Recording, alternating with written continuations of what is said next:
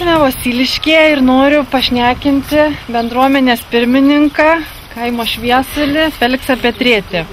Feliksai, kiek žinau, jūs atstovaujat Raseinių krašto ateities sąjūdį Rasai ir kiek žinau, Rasai yra tiesiog ar įsipareigoja, ar turi tokį norą padėti žmonėms nukentėjusiems nuo gaisro. Tai kiek žinau, jūs esam šitoj sodyboj, čia buvo gaisras, sudegė šitas namas, dabar aišku jis atstatinėjamas, bet kiek žinau, jūs kažkur tai vykote išpirkti šitą žmonių bėdą, tai papasakokit. Taip, tai gal jeigu apie gaisrą, tai gaisras įvyko birželio 27 dieną ir namas sudegė išvis iki pamatų. Viskas, kaip sakė, sudegė, o apie šią nelaimę, kadangi Rasai įsikūrė irgi, galima sakyti, metinės, tai yra mėnesį švęsti. Mūsų labai jaunas kūdikis, bet valdyba ir priėmė tokį sprendimą. Kaip tik Rasai ir susikūrė tam, kaip sakė, kad žiūrėti, padėti žmonėms, nebūti abejingiems jų nelaimėm, jų rūpesčiams ir valdybų sprendimų mane įpareigojo spalio 5. Vykome Bido turgų ir prisidėjome prie šitos nelaimės išpirkimų.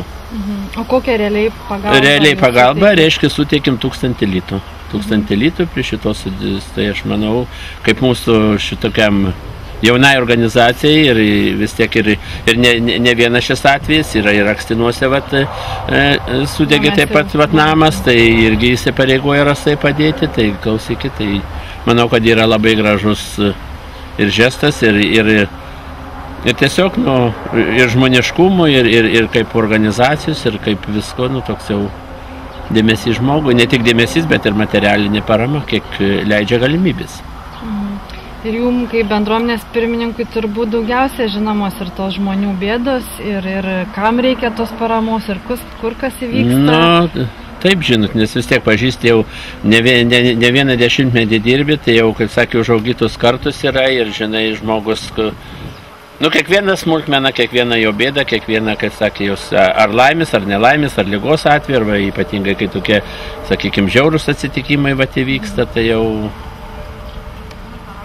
Tai reiškia ir tam sąjūdžiui Rasai lengviau žinoti, tarkim, kokią realią pagalbą ir žmonėm padėti kaip ir kokie jinai ten. Aš manau, kad taip, nes mes esame iš visų, sakykime, rajonų ar regionų, pavadinkim, ar gyvenviečių, ne vien iš centrų ir kiekvienas atstovavimas, sakykime, ir kiek žinau, ir iš Nemakščių yra, ir iš nuo toliausių rajono kraštų ir aš esu iš Vasiliškių, ir iš Šiluvos yra, taip kad, mes esam padėtį kontroliuojame, jeigu taip skambiai įsireikšti galima. Kaip sakė, nelaimės ar laimės kokie įvykiai, kur kokios problemos, tai tikrai valdyba yra informuojama ir priimami sprendimai pagal galimybės ir stengiamasi žmonėms padėti, realiai padėti, ne taip, kad, žinot, ten už metų už kiek, bet čia yra operatyviai viskas daroma.